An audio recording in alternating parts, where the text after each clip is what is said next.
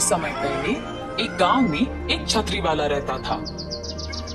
उसका नाम प्रजय था। प्रजय हर रोज उसकी बनाए हुए छतरियों को 4 पहिए वाले गाड़ी पे गांव में बेचता था। प्रजय के छतरियां गर्मी के मौसम में और बारिश के मौसम में अच्छे दाम पे बिक जाती थी। ऐसे प्रजय का व्यापार अच्छा चल रहा था, लेकिन सर्दी के मौसम में व्यापार अच्छा ना चलना प्रजय को चिंतित करता था।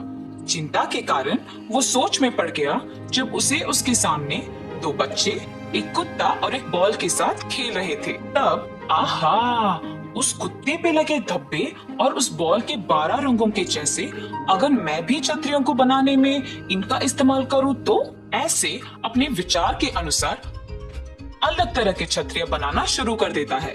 सबसे पहले छतरी की तैयारी के लिए जरूरी पॉलिस्टर कपड़े को खरीदता है और फिर उस छतरी पे लगाने के लिए रंगों को इकट्ठा करता है।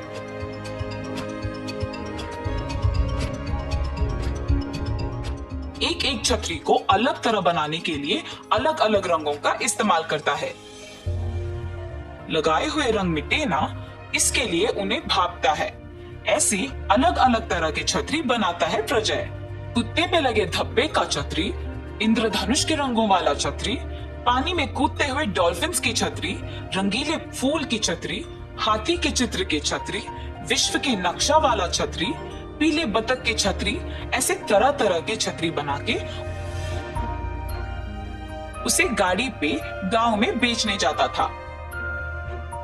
प्रजय के पास एकदम नए विभिन्न प्रकार के अलग अलग छतरी होते देख गांव के सारे लोग आकर्षित हो गए और उस तरह सर्दी का मौसम होते हुए भी उसके छतरी अच्छे दाम पे बिक जाते हैं। प्रजय का व्यापार अच्छा चलने पर उस पे कल्पना नामक एक और छतरी व्यापार चलाने वाली की नजर पड़ती है। ओहो, तो ये है वो आदमी जिसके कारण मेरा व्यापार ठीक से नहीं चल रहा। छतरियों पे अजीब तरह के चित्र डालने से इतना बिक जाते हैं क्या? अब बिना किसी देर के इसका काम तमाम करना होगा। ऐसे कल्पना प्रजय के प्रति ईर्ष्या और द्वेष पैदा करने लगी और सोचती है कि उसका व्यापार ठीक चलाने के लिए प्रजय के व्यापार में मुश्किलें खड़ा कर देगी।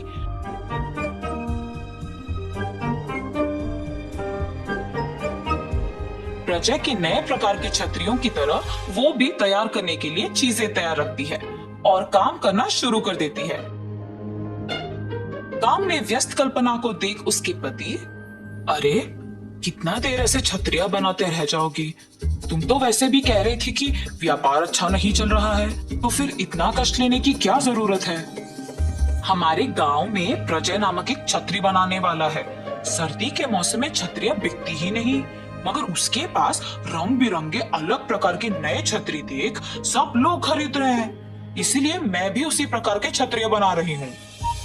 अच्छा, परंतु तुमने अगर उसके ही जैसे छतरियां बनाई तो इस बात की क्या यकीन है कि लोग तुमसे भी उसी तरह खरीदेंगे? इसीलिए मैंने इसका एक उपाय सोचा है। ऐसे कहकर अपने पति को सब समझाती है। अपने पति के साथ रात को प्रजय के घर जाती है। प्रजय वहां छतरियां बनाना खत्म करके परिवार के साथ भोजन के लिए दूसरे कमरे में जाके बैठता है। ये देख छतरियों को रखे हुए कमरे में खिड़की के लोहे के छाड़ों को खींच के अपने पति को अंदर भेजती है। उसके पति अंदर जाके छतरियां सारे एक एक करके बाहर रुकी कल्पना को दे देता है और वहां की सारी छतरियां गायब कर देते हैं। प्रजय जब अगले दिन हर रोज की तरह अपनी छतरियों को बेचने लेने उस कमरे में जाता है तो वहां एक भी छतरी ना दिखाई देने पर चिंतित हो जाता है और तुरंत सारा घर ढूंढने लग जाता है। पायल, पायल, कहाँ हो तुम? इस कमरे में एक भी छतरी नहीं दिखाई दे रही है, सब गायब हो गए। तुमने देखा है? जल्दी इधर आओ। ऐसे घर में सबको चिंता में डाल देता है। दूसरी ओर प्रजय के घर से लाए हुए छतरी सारा कल्पना ने उसके घर के पिछवाड़े में छुपा लिया।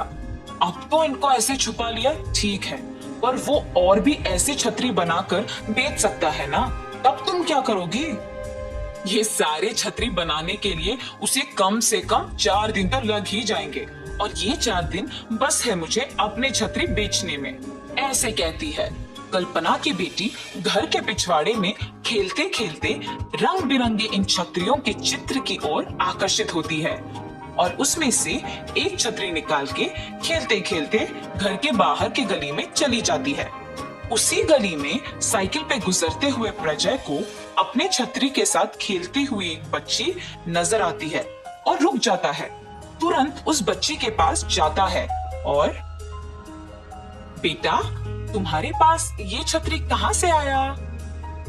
मेरे घर के पिछवाड़े में बहुत छतरियां हैं, उसमें से एक लाई। मुझे भी वहां ले जाओगे? ऐसे वो कल्पना के घर के पिछवाड़े में जा पहुंचता है। 2 दिन पहले गायब हुए सारे छतरी वहां पे दिखाई देने पर प्रजय चौंक जाता है और इसी समय अपनी बच्ची को ढूंढने के दौरान कल्पना भी वही आती है और प्रजय को देख घबरा जाती है और चले जाती है ये सोचकर कि उसको सच का पता लग गया। कल्पना के घबरा के ऐसे चले जाने देख प्रजय को समझ आता है कि उसने ही इन सारे छतरियों को चुराया है। सच पता लगने पर प्रजय दुखी होता है और सोचता है कि छतरियों पे चित्र के अलावा कुछ और भी कर सकते हैं और इसीलिए नए प्रकार की छतरी बनाने का निश्चय करता है।